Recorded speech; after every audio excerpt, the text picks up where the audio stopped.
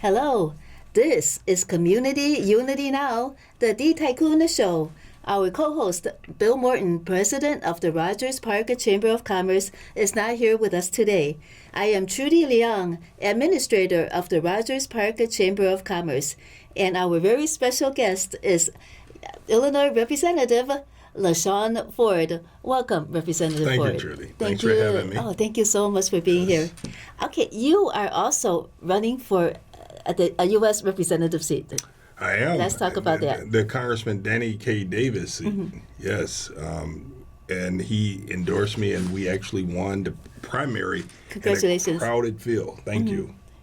And was it hard campaigning? Let's say the second place person, was it far? Was it far? The second place person was, I think we won by 4 to 5 percentage votes. Oh, so that it was a close race. Mm-hmm. And it was a real contentious race. We had lots of money against us. It was 13 of us in the race, and we were able to win. And there's so much talk about PAC money, this money, that money. Do you have any comments about the people who donated to you? Well, I thank the people that donated to me. We did not raise millions of dollars, and there was millions of dollars spent against us. And other candidates that were in the race were able to raise millions of dollars to get their message out. We worked hard. We walked, did door to door. We went on trains and buses and churches and schools, and we did a grassroots campaign to get our message out about the work that we've been doing as a state representative for the last 20 years, and showing that we want to take that same effort and intensify it in a progressive way to Washington. What were the major issues that the people, your constituents, wanted to discuss with you? What are they most concerned about? Well, the district, as you said, Trudy, is big, and everyone knows. So it's really based on demographics, what people are concerned about. But overall, people are concerned about affordability. People That's in housing or everything. Everything. Housing, food, gas, you name it, people were concerned about it. People were concerned also about health care, because there's an attack on health care in America by this current administration, where they're kicking off people off of Medicaid. 1 in 4 Americans that's eligible for health care in the country have been kicked off because of failure to redetermine their eligibility. So if they're kicked out off of Medicaid, then what do they have? Nothing, or have to resort to private insurance? They have to resort to private insurance, or they have to go to emergency rooms. And that's a problem. I mean, this country has done so well at making sure that families have family doctors, and that they were able to find a medical home to have preventive care. And so when you kicked off, now you got to go and resort back to emergency room health care. And that is penny wise and pound foolish for the government to not fund preventive care and fund, and fund emergency room care. Let's say you're in the seat now. You won already. You are a U.S. representative of the 7th District right now. What could you do to address this issue? Because a lot of people, like you said, 1/4 of the people do not have Medicaid. What could you do?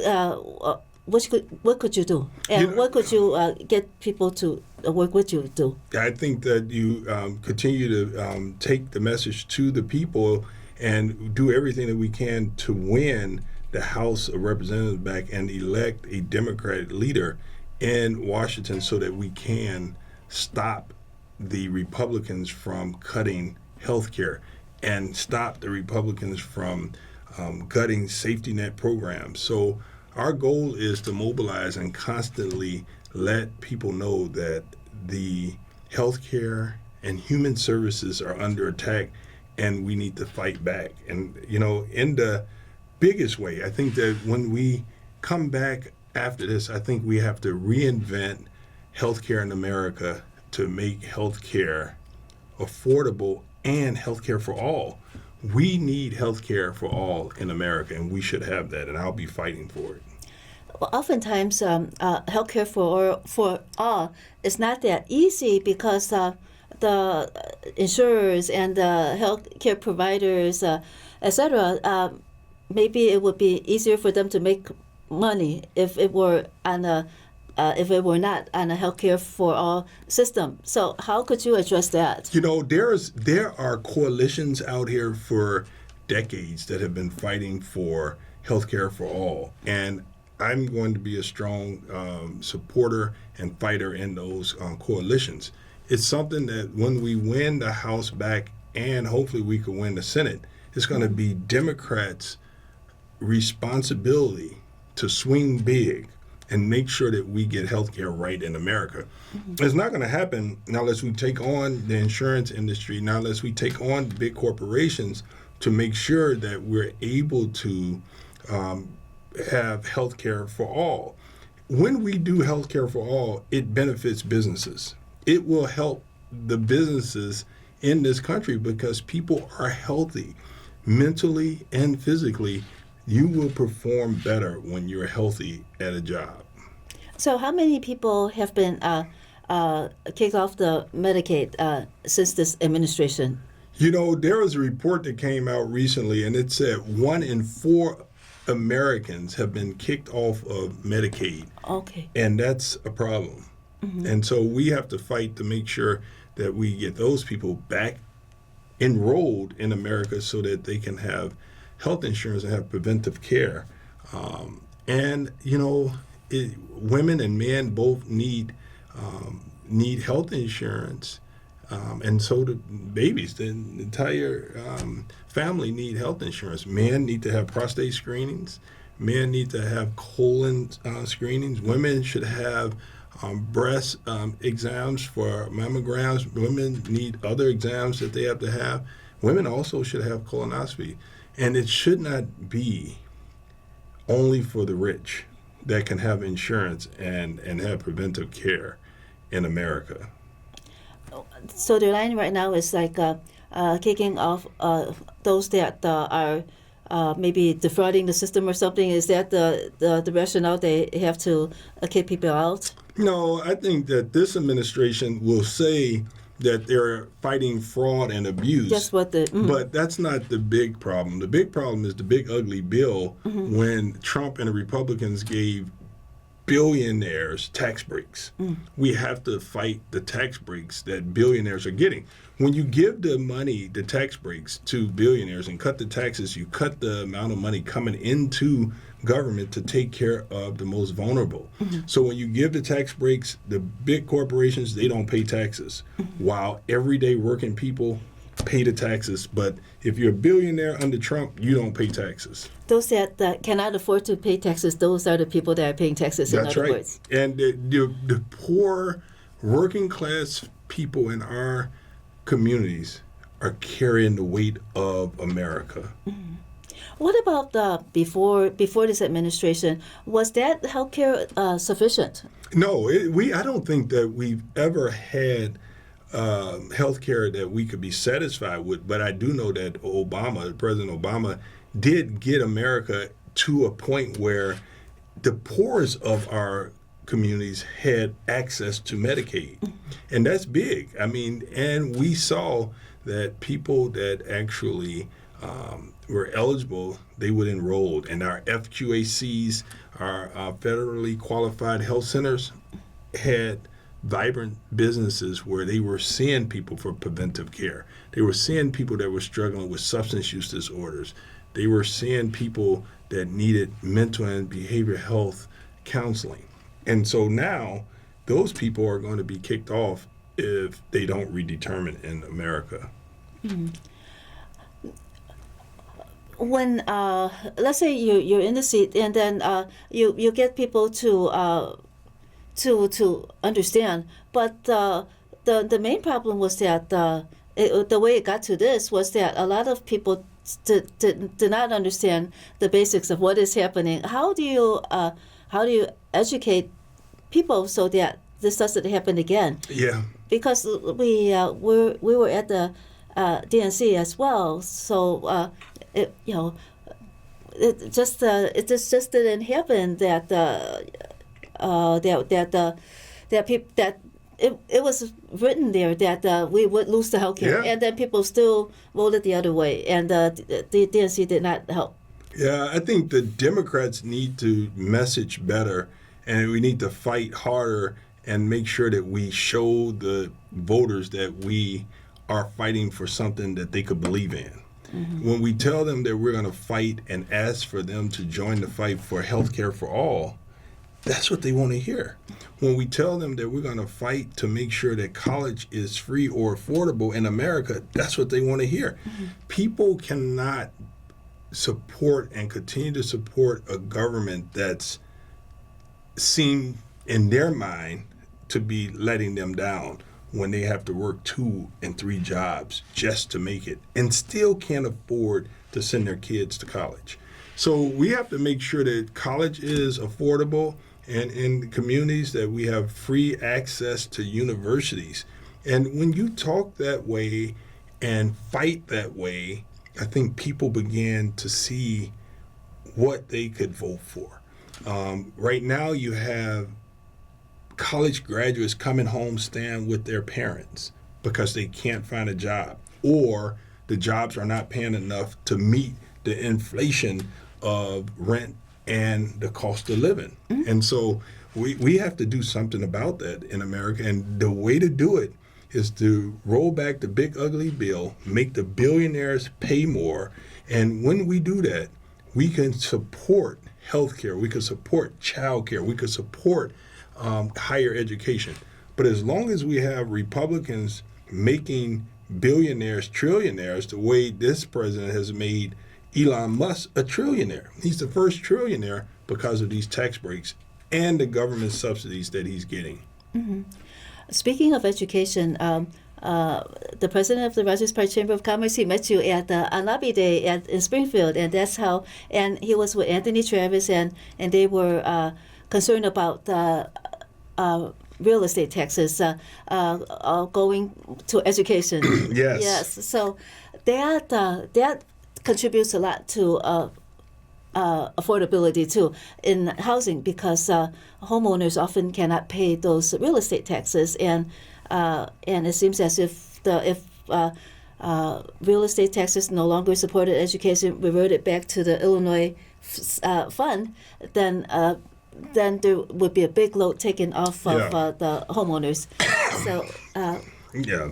How is that coming along, and what is your position like that? Well, I tried to pass a constitutional amendment to tax the rich of the rich, the billionaires and the multimillionaires, so that we could take the money from that tax and provide relief for property owners. That we need to do. In fact, I'm working with former Governor Pat Quinn to continue to fight to get referendums on the ballot in Chicago and in Illinois so that the voters can make a decision about whether or not we should be taxing the billionaires in this country. Yeah, that's or a start. In this state, at least. Mm-hmm. Yeah, that's a start, right? But, yes. But if it were the school funding taken off of real estate taxes, that would be the big. Yes, that would be amazing if we can. In fact, I had a bill for that also, to say that we need to study how the actual removing the schools off of the property tax, how that would impact the schools districts across the state, and what would that cost in general revenue fund to fund all of the school districts in the state equally. So there is a resolution that I have filed, and I look forward to passing that, to have the governor's team do a study on what it would take to remove the schools off the property tax. That's an injustice, because when you have high property tax districts, those students are educated at a higher level. Right, they get a better education. They get a better education. That's not fair. It's not American. I think everyone should be entitled, and everyone is entitled to equal education in this country. Some people would say, well, I work harder, I deserve better. Well, I think when you're talking about government is the greatest and should be an equalizer, where we treat people equally and we have equity in our processes. And that tax system is far from equitable.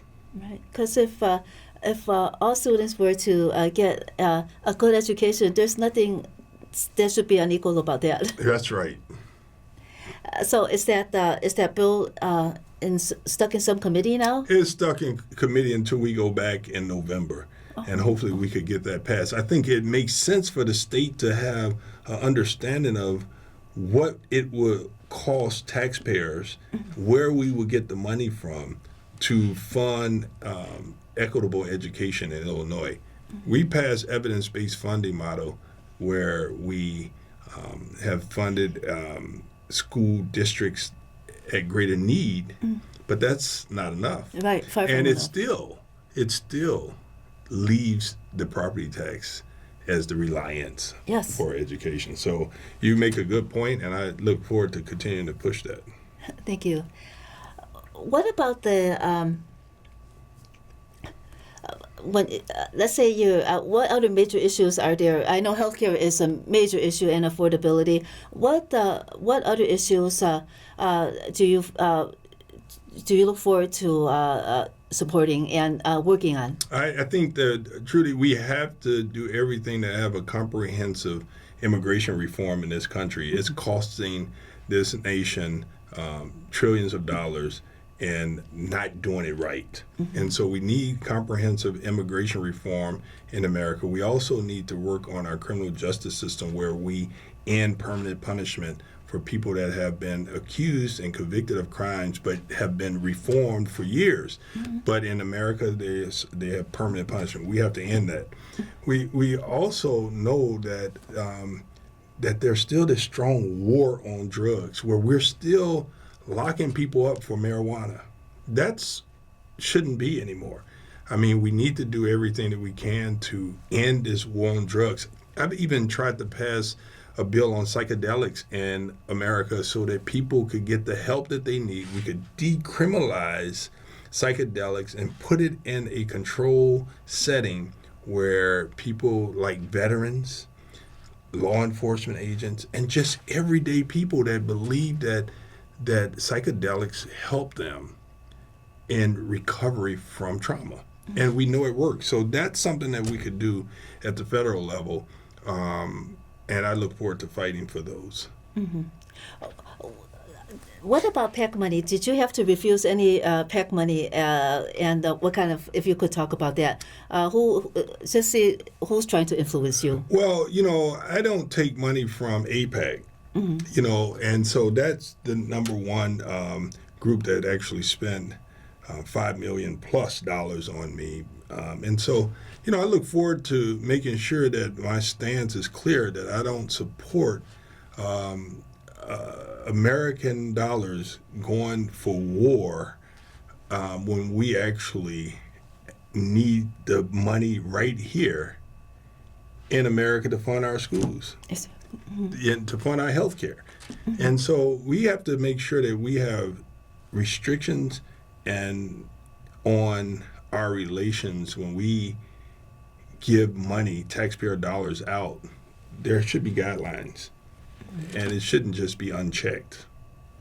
Are you so you know who the donors are? Are there any donors that try to cloak themselves but then donate and then try to influence you? I think that's what lobby is. Lobby is to talk to you and to convince you that their issues are important and the right issue. It's not just lobbyists, it's advocates,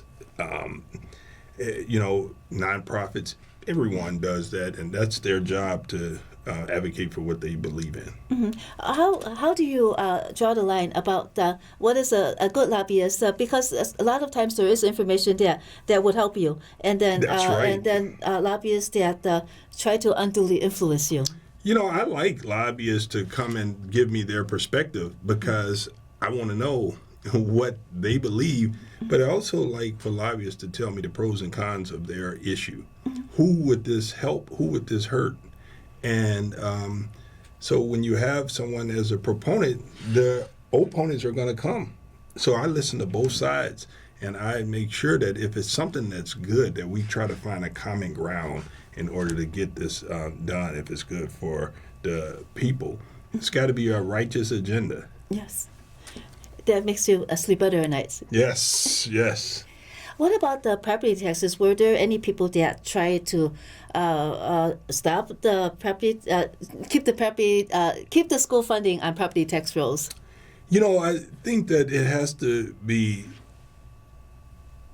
vetted, and the taxpayers have to understand how schools are going to actually be funded. So people are not ready to say, yes, just take the properties off because it's a sure mechanism for funding schools. It may not be the best, but it's guaranteed that there's going to be money in a common school fund from property taxes.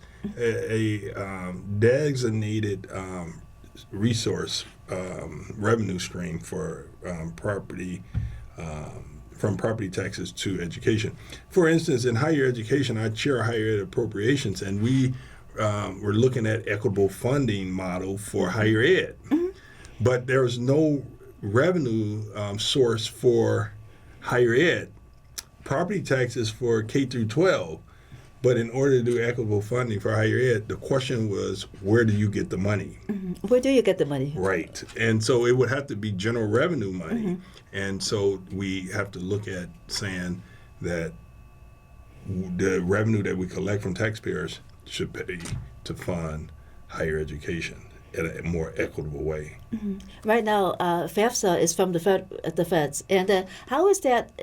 How is the current administration impacting FAFSA now? Oh my goodness! I mean, FAFSA is slow, but the loans.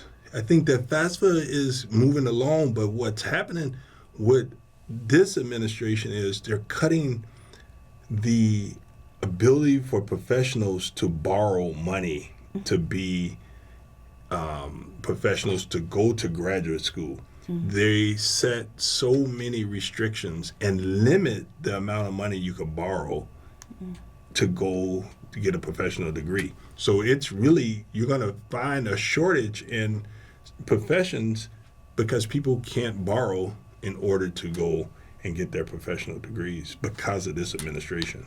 Oh my goodness! So that means like lawyers, doctors, and what else? Yes, lawyers, doctors.